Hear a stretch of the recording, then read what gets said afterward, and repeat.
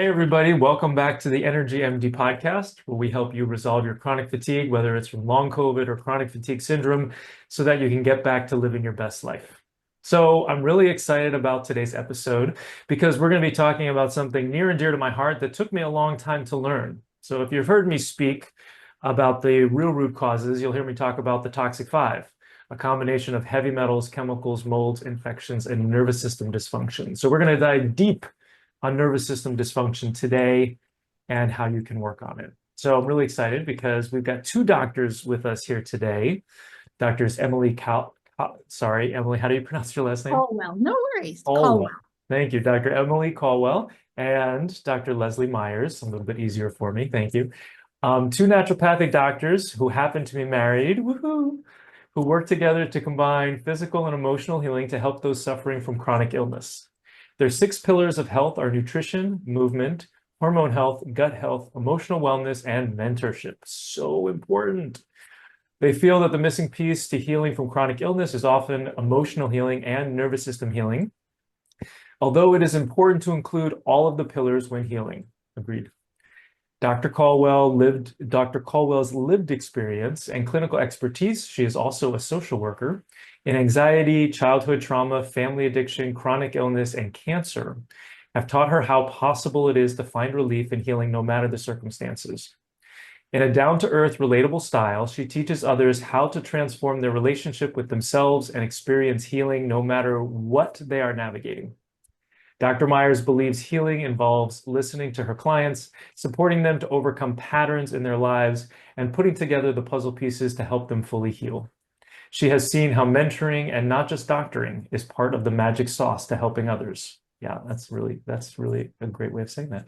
Her goal is to empower individuals to take control of their own health. Emily and Leslie, thank you so much for joining me here today. The pleasure. Thank you for having us, Evan. So we're going to be talking about nervous system dysfunction, nervous system retraining. Let's start there. Let's start with some definitions. So before we can start healing, what is nervous system dysfunction? Or that's what I call it. Do you guys have a better term that you prefer? No, I would say nervous system dysfunction or imbalance for sure. That's how we refer to it as well. And how would you define it? Well, it's kind of like the nervous system, instead of having like in a car that you can shift the gears on, it's like the gears get stuck and they lose the ability to shift into different gears. And then a lot of people end up running in that stress response or fight or flight response so much of the time that it goes off even when it's not appropriate or needed, and it's exhausting for the body. And that is also not when healing happens. So it makes it much harder and slower for healing to happen because the ability to shift gears is diminished. And the exciting thing is when we can help those gears come back online so that it changes the person's experience and their ability to heal. Very nice. And I think go ahead, yeah. I was just going to say that I think a lot of people can relate to some level of nervous system dysfunction in our society just because of how our society is based. Our ancestors, when they were in that fight or flight mode, the sympathetic mode of the nervous system, they were actually running from the tiger and they were doing things based on survival.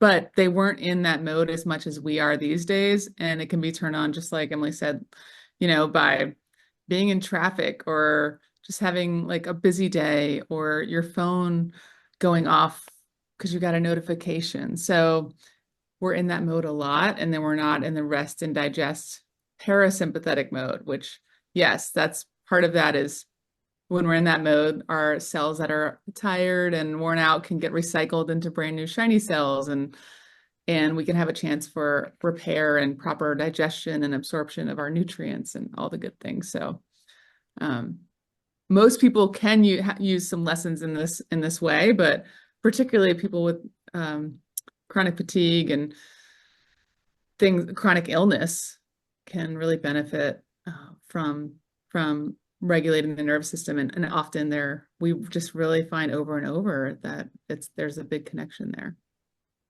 And you can't exist in both at the same time, right? You've got the sympathetic and the parasympathetic and the fight or flight or the rest and digest. And if you're in one, you can't be in the other. Is that correct?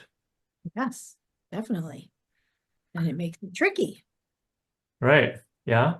And so how does this relate to trauma, whether it's mental, emotional, physical, whatever?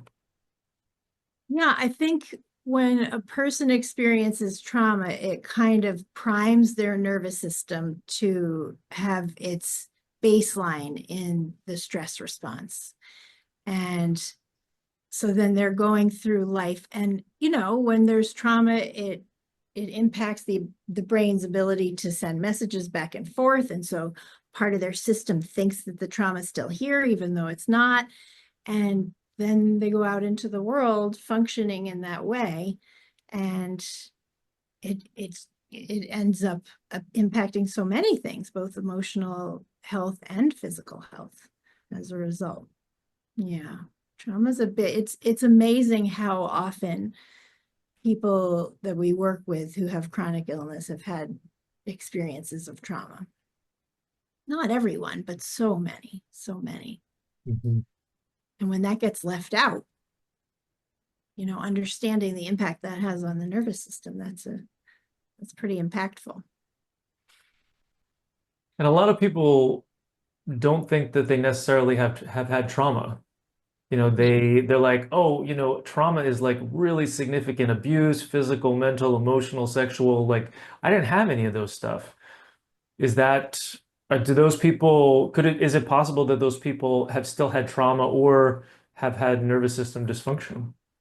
Totally. I think, there's the big T's and the little T's, and the big T's are the ones you just named, but there are endless little T's that we experience that can end up being experiences of trauma for people. And sometimes they're like micro traumas that go on and set the nervous system up with that response. And that can impact it as well, for sure. We're not just talking about the big T's, for sure.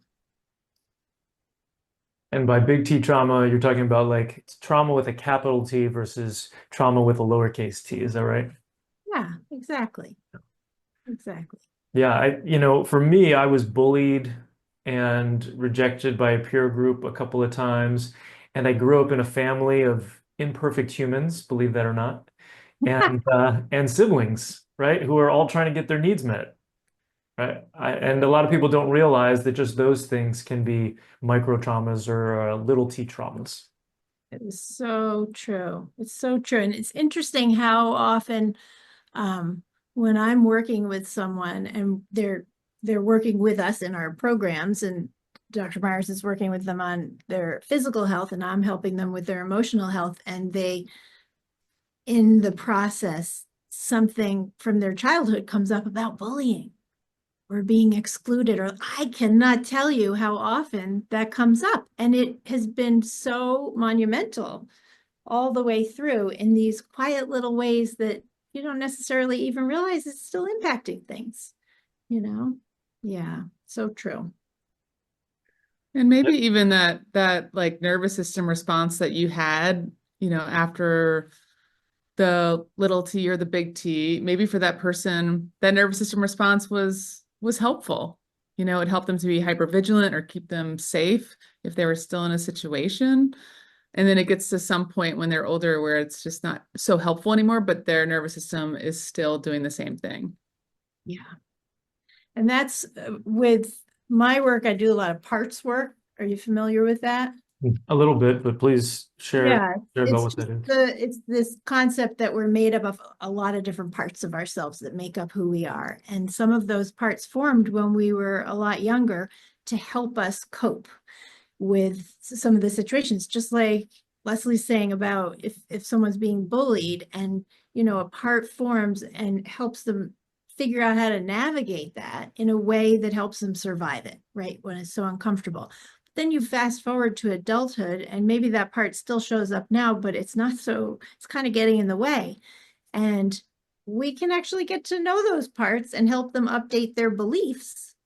And when that happens, it changes the person's experience in their current life now. And it helps heal some of the past too, like it integrates things. Mhm. Yeah, my wife likes to say, your adaptations served you then, but no longer serve you now. Right, right. But I always find it interesting when I help someone discover what their adaptation was and how it's showing up now, because when we realize that it's still trying to help us, we don't have to feel so mad at it. And that part really appreciates it when we're not so pissed with it all the time, and instead are appreciating how it's trying to help us. And then it starts to be able to take on a different role, Yeah. Yeah, we're kind of moving into some of the mindset work. How do you guys utilize mindset in the nervous system retraining you do? Well, Yeah. yeah. I mean, we do a lot of different approaches, but one way of starting to allow somebody to garner like a larger awareness of themselves and being able to look at things from the outside a little more easily. I find that meditation is really helpful for that. All different kinds of meditation. I do love mantra-led meditation. I think it's a really great one where you can go in a bit deeper to that quiet space, but it's not exactly quiet so that it's so hard, and it can make it a lot easier. And so sometimes people have a lot of success with that and it makes a big difference. And other times they're like, this is not quite right for me, or it's just really hard for them to sit still and that's not a good fit. And then their work with Emily is really helpful because she has a bit of a different take on that.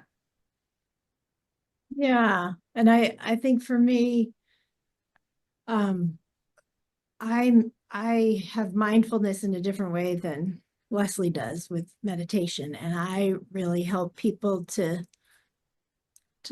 form a different relationship with themselves and with how they're even like I help them begin to witness their responses to things and witness the symptoms that their body is having, so that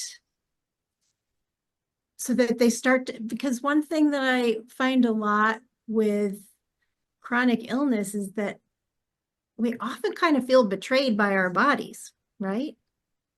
We feel really betrayed by our bodies a lot of times. And so we learn to kind of disregard our bodies while we're trying to survive how bad it feels.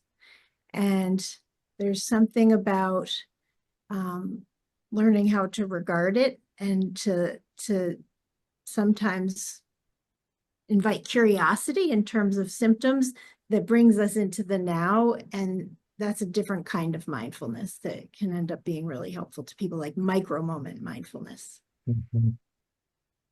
Yeah, that's one of the things I've been playing around with more lately is noticing the sensations in my body and then being curious about them. Um, and it's super interesting. And it's very cool that you were just kind of talking about both of those. Um, yeah, go ahead. There's an example that I find really helpful. If you make a fist, and this fist represents whatever we're dealing with that's here right now that is not wanted, whether it's emotions or physical illness or experiences, and take your other hand and try to pry that fist open to get that stuff out of there, to fix it, to make it go away, and notice how your fist responds. What do you notice? Resistant. Yeah, right. And this is a totally normal human response. We all are going to be doing this for the rest of our lives as one of our responses. And now I want you to take your other hand. This fist still represents all that stuff. Take your other hand and just gently hold your fist and notice Oh, what you find. yeah, it automatically starts to open.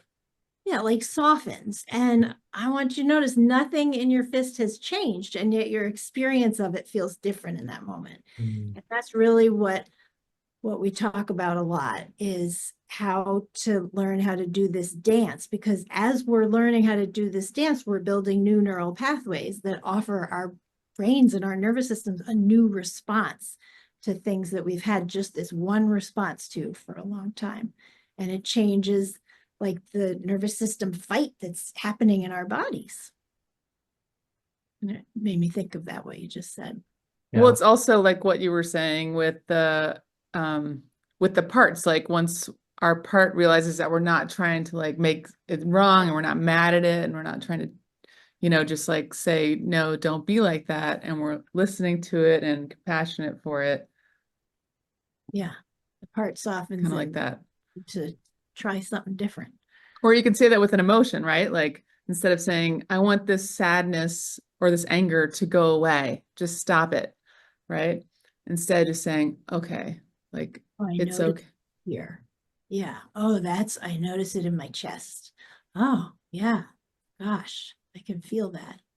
You can even say hi to it, if that doesn't feel too woo-woo, like just noticing what is happening in our body. We don't do that. That's not what our culture has us doing, right? Right.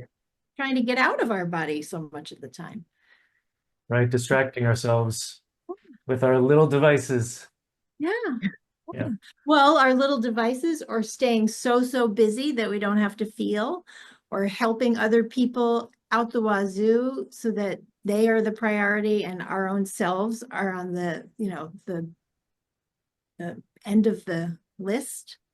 All those are ways that we try to not have to feel it or experience it, but it affects our nervous system. Yeah. Why do you think that is? Why do I think it is that it affects the nervous system? No, that people don't want to notice, or why we're divorced, I guess, from noticing. Is it because we're not taught how to notice sensations in our bodies? We don't have the modeling. What do you think it is? It's uncomfortable. I think it's all those things and more. I think our culture definitely does not, we're not, it's not fostering an awareness of ourselves. And it really is, it's so much about trying to get rid of symptoms, trying to get rid of feelings, trying to making them wrong, which is my book that I wrote is What If You're Right? Discover how right you are in a world that makes you feel so wrong, because there's so much that we have learned to make wrong. And then we have a nervous system response to that wrongness, when really a lot of it can be an invitation. It's like, I had chronic fatigue syndrome for 9 years when I was in my 20s. And those symptoms were so wrong for me at that time. I only knew how to look at them as wrong and do this like hand and fist thing. Like, what do I have to do to get rid of this? Which put me in that, stress response 100% of the time. And when I look back at that time now, I can recognize I was spending so much of my time taking care of other people and other people's needs and trying to please other people and trying to accomplish, that I was not home inside of me or my body. And my body tried to call me, got louder, louder, louder, till it was screaming at me to come home. But I didn't know how to think of it that way. I thought it was so wrong and that it was betraying me.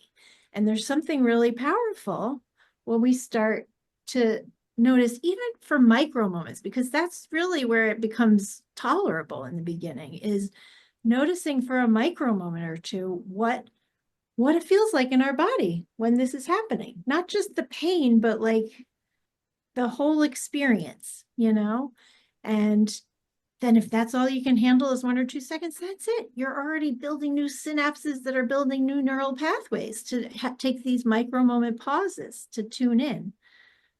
But I think our culture certainly does not encourage or teach people to tune into the yucky feelings. It's about what we need to do to get away from them, you know, whether it's symptoms or emotions or whatever. So, yeah. So I want to come back to this, but I also want to ask Leslie about the mantra meditation that you were talking about. Do you have a favorite mantra right now, or ones that you generally recommend to folks? Well, so the first time I learned mantra meditation was through a TM center, Transcendental Meditation. And so they gave me a mantra and I'm never supposed to say it out loud. Oh, okay. They even whispered it to me. And it was somehow they matched me with my mantra. So it's a secret. I can't tell you. Um, But there is also, I have this list that I give people, and it's a list of Sanskrit mantras and how to choose one for yourself. I can send you the link, and you can post it with this. There's also the Ziva meditation book by Emily Fletcher, and she's great, and she really brings mantra meditation to, I think, to us in a way where our mainstream culture here in our society can really grasp onto it quite easily. And the mantra that she shares that you can start with is one, just the word one. Mhm. And so I think that's a nice, simple one to start with. And then you just say it in your mind quietly to yourself. You know, you don't say it out loud.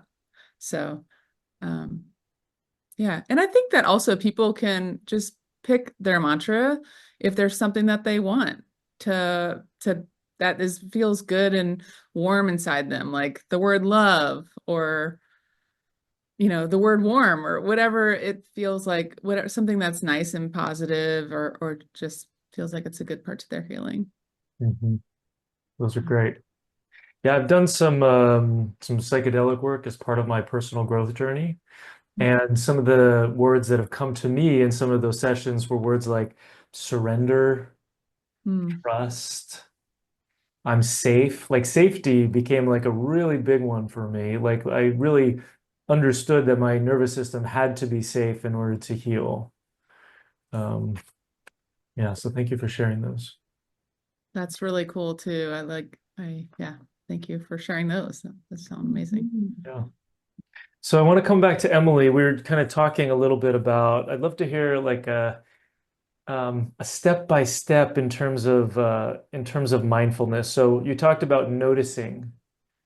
And so what do you do next? Whether you want to talk about parts work or whatever, like what do you Huh. do personally and how do you recommend, how do you walk people through like this process of, I guess, getting to know their nervous system or mindfulness? Totally. I really break it down to the micro moment. And for example, let me give you an example. I mean, there are so many, but this one's just popping in. So I historically, when guests would come to visit us, before they would come, I would be like an absolute maniac cleaning and trying to get it like perfect. It was very It's like, scary uh-huh. in the beginning. She's like, maybe you should sit down and like eat or rest a little. And I'd get so pissed off. I was like, don't get in my way. We got to get this done. And it didn't matter if I had a migraine, the flu, whatever. I was going to get that done, which you can see I'm like blowing past my nervous system's clues, right? And Which is I like another theme in the chronic fatigue syndrome world, I believe, pushing through, Right. yeah, pushing, I the cannot pushing tell through. how many patients I work with who have this same affliction of cleaning before guests. And when I started playing with the micro moment in a different way, I was coming up the basement stairs one day with this frantic cleaning, and even the dog looked at me terrified. And I thought, this is not good. This is really getting serious.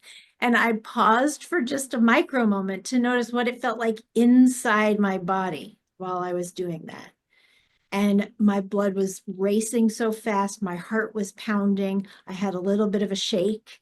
And it just felt terrible in there. And I had not even had a clue that it felt terrible, you know? And that was all I could handle. And then I had to go back into the cleaning. But as I kept playing with these micro moments, the next time I was cleaning like that, I noticed that. I realized again, oh my God, I had no idea it felt so bad in here.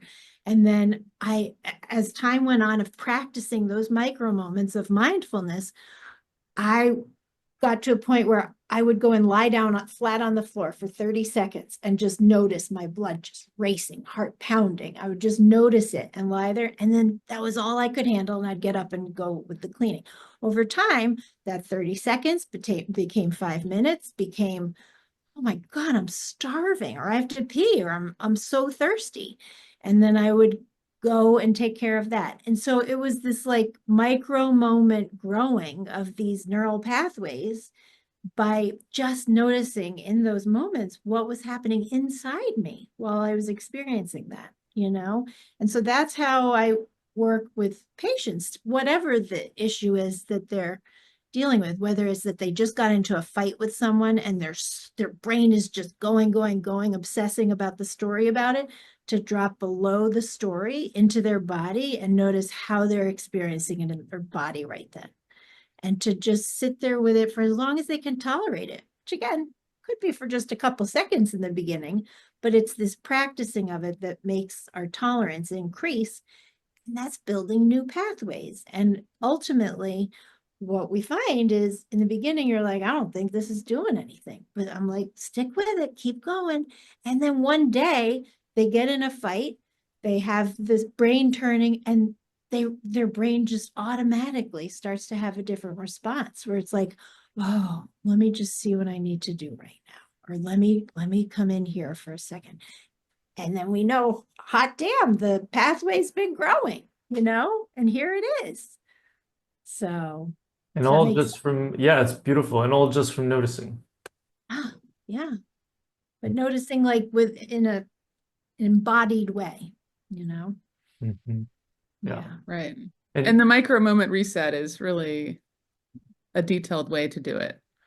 Yeah. And one particular way, that's an audio that we'll share with everyone. And it's an audio that I originally made for myself to help me with my nervous system when I would get really gripped about something and my nervous system will climb on board. And it's a visualization that really helps to disengage that or to soften it. And it doesn't work for everybody, but it works for a lot of people. It's Mhm. a quick thing.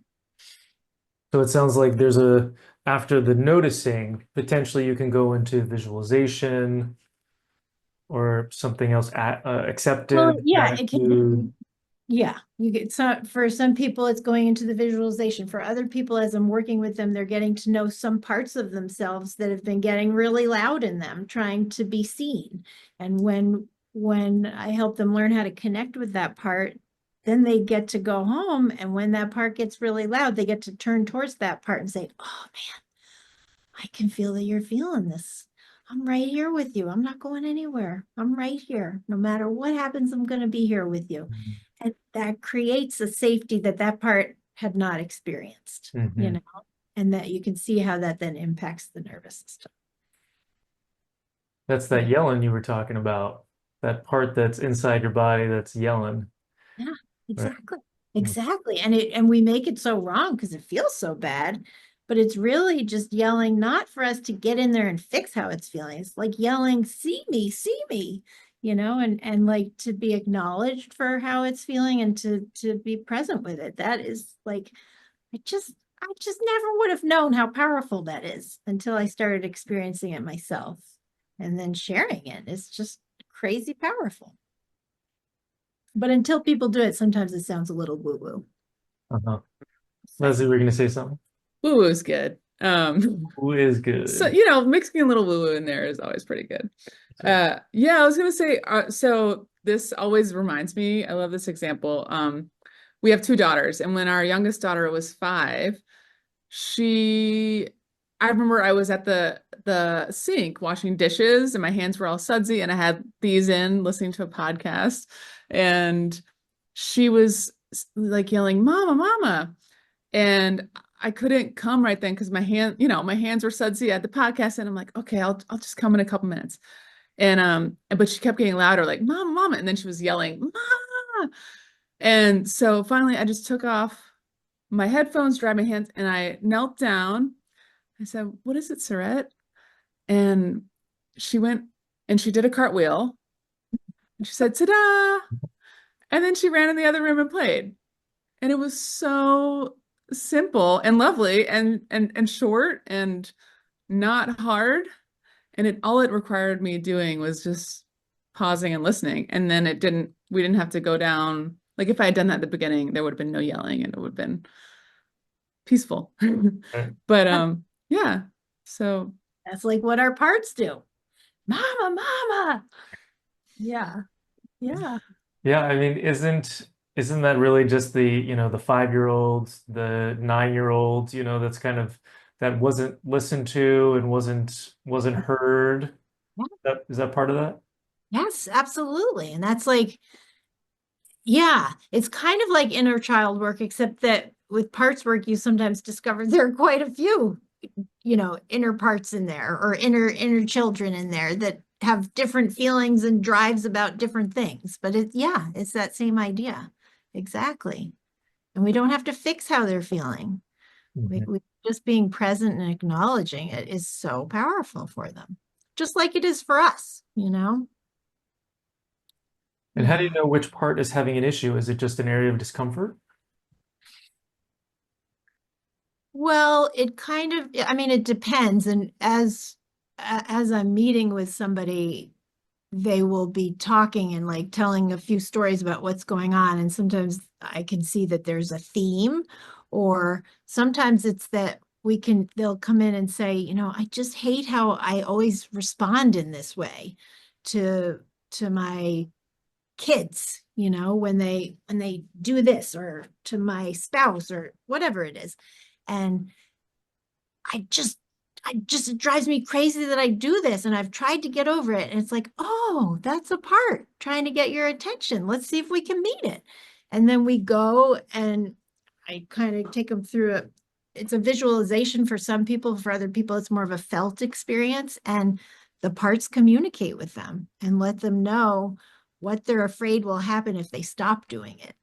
Mm. And in that process, we start to feel actual compassion for that part. Like, my God, I never knew that's why I was doing it all this time. And those parts are protecting other parts that are like the feeling abandoned or alone or not cared for parts. And they get to go connect with those and just be so present with them. And I mean, it just feels different. Feels different. And it changes the system as the parts update. Yeah, I don't know much about parts work, but it sounds like the parts are psychological more so than physical, more so than some sort of uncomfortable sensation in the body that you're talking to or Well, it's interesting because some parts communicate very much with physical symptoms. Some parts, that's how a person can know that that part is really present right then, is because they'll get this particular feeling in their stomach or on their chest. So there is an association for some parts and not for others. Kind of varies.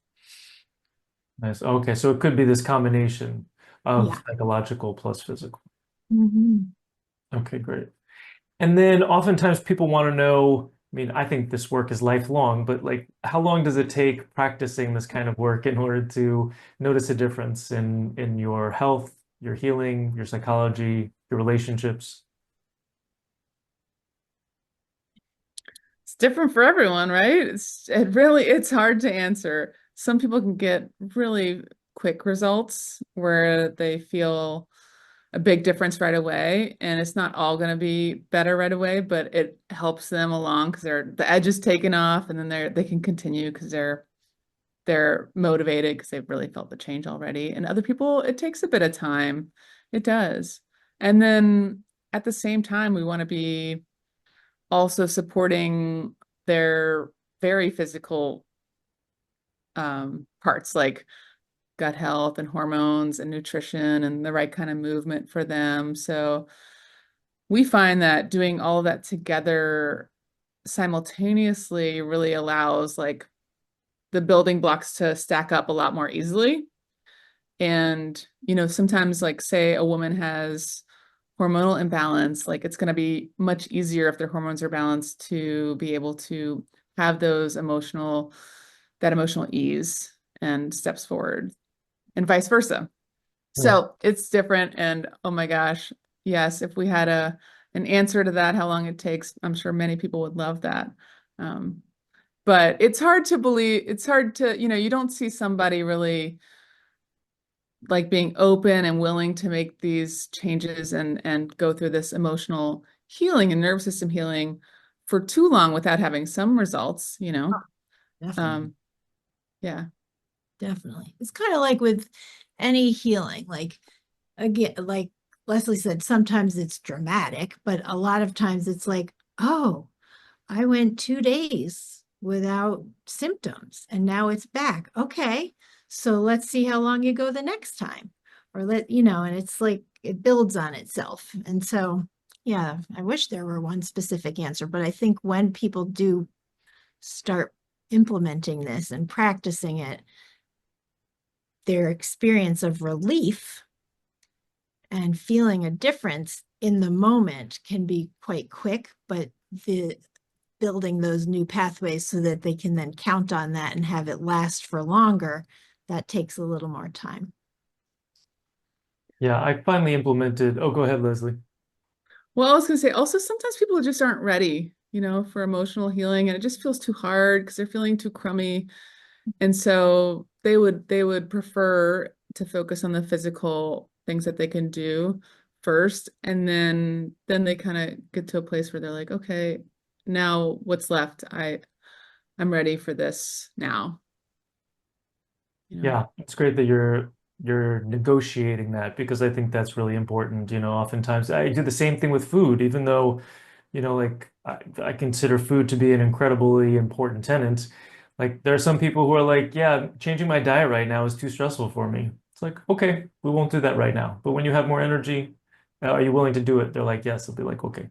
So yeah, so I think that that's really important. And I think also, people have to get to a point sometimes, unfortunately, where they feel so badly that they're willing to do anything, right? And so when I tell them, and we talked about this offline, when I tell them that we don't know if your nervous system dysfunction is 10% of the issue or 90% of the issue, they're a lot more likely to do it. And that's something that took me a while to realize, but we recently implemented a nervous system practice schedule in our program because I consider it to be that important. It's not a deep dive, but it's just really essential and people get better faster. They're able to tolerate supplements better. Like everything works better. Wild, I know. We see it. It's amazing. Oh, Yeah. that's so great. That's wonderful. You've woven that in. Yeah, so we've talked about the nervous system dysfunction and why it happens. Basically, everybody has it. So people listening to this, yes, you do have nervous system dysfunction. You live in this society, you've had parents, siblings, whatever, right? You've interacted with other humans, or if you haven't, you still have it. And we talked about ways to work on it. We talked about the parts work and whatnot. We talked about working in conjunction with your other pillars. Can you list your 6 pillars for me again? Yes, so emotional wellness, nutrition, movement, gut healing, hormone balancing, and mentorship. And that mentorship piece is really where um, you have someone that knows what the plan is, helps you with the plan, is there to help you through the challenges and the successes, like celebrate your successes, and then also is teaching you why you're doing certain things. Because most people want, if they know why, it makes it a lot easier to do. And then it's just really easy. It's just most people that are really successful at something, they have someone on their team that is like coaching them in some capacity. And it just makes it so much more, the chances are so much higher that you're going to get to the other side or you're going to get really far if you have that mentorship piece. So we really value that and, highly recommend that. Agreed. And what is the difference between a doctor and a mentor? Yeah. Well, um, you know, so so there in our society, we have doctor-patient relationship, right? And there's kind of a hierarchy there. And when I say the word mentor, it's someone who's like more like coaching you and is more involved and not just like giving you a script or a pill, but in your lifestyle and teaching you and empowering you. But you're also more involved too. So you're instead of it being doctor patient, it's here where you're asked to be involved and show up too, and not just go home and take the pill, but to actually be doing things and to be doing your nutrition and learning and taking the knowing that you really are gonna want to be an advocate for your health and become somebody that is also knowledgeable in your health and not just have your doctor know everything, but become somebody that really understands what they need and can really have that tool and skills so that you can be in control of your health. And that feels good to be in control of your health, to have you can't control everything, but there are a lot of things that you can control. So just being willing to be involved, like that, anyway, the relationship is here and it's just cool. It's more of an equal partnership. Nice, well said. And it's not just, I mean, obviously that person benefits. I tell them it's like getting a master's degree in their health, right? Yeah. That's a good one. But then they can go off and then they can help their partners and their kids and their grandkids and their community, right? Because then they have all this knowledge. So they are empowered. Right. And they're being that example where it's just like kind of pouring off of them too. Especially to kids, they see us and that's how they learn the most from us is by witnessing what we're doing. So true, right? It's that modeling, you know. Yeah, I apologize all the time to my 16-year-old, and consequently, she apologizes to me. Oh, isn't that a beautiful side effect of that? I mean, I love that. I love that. Yeah, Yes, that experience too. Yeah, that's definitely. great. Yeah. All right, great. Well, this has been really amazing. So let me just, you guys, that free gift that you talked about is say it again, the Micro moment reset, Awesome. the audio. Yeah. Awesome. And then the best website to go to, we're going to drop these links below. But is it the waterleafnaturopathic.com? And then the book link. Yeah, the book link can be found on dremilycolwell.com or on Amazon, Barnes & Noble, bookstores. Nice. Everywhere you get your favorite books. Yeah, you got it. Right. Awesome. Well, is there anything that you want to leave our audience with at this point? This has been wonderful. Well, it's been a lot of fun. And if anybody is in need of some support and Emily and I can be of service, we do have a complimentary 15-minute discovery call. We have that on our website. You can get scheduled for that at waterleafnaturopathic.com. And yeah, we'd be happy to know how we can help. Yeah, and I highly encourage people to take advantage of that because you really need that time with a practitioner to get a sense about whether or not you're going to be a good fit. So true. So Yeah. true. So go check it out if you're resonating with the team today or the doctors. And you guys are virtual, or are you? I know you're in Asheville, but are you able to see people all over the place? Yes, we practice locally in Asheville, but we also practice virtually too. Excellent. Wonderful. Well, thank you guys so much for coming on today. It's been wonderful. I really appreciate all that you've shared. So great to be on. Thanks for having us. Yeah, thank you, Evan, and thank you for having this resource out there for people. So if you have chronic fatigue, whether it's from long COVID or chronic fatigue syndrome, go ahead and click the link below to watch my latest masterclass, where I go deep into our 4-step process that has helped thousands of others resolve their symptoms naturally. After you watch that video, if you're interested in seeing if we're a good fit to work together, you can then get on a free call with me. All right, thanks so much. I'll see you over there. I hope you learned something on today's podcast. If you did, please share it with your friends and family and leave us a 5-star review on iTunes. It's really helpful for getting this information out to more people who desperately need it. Sharing all the experts I know and love and the powerful tips I have is one of my absolute favorite things to do. Thanks for being part of my community. Just a reminder, this podcast is for educational purposes only and is not a substitute for professional care by a doctor or other qualified medical professional.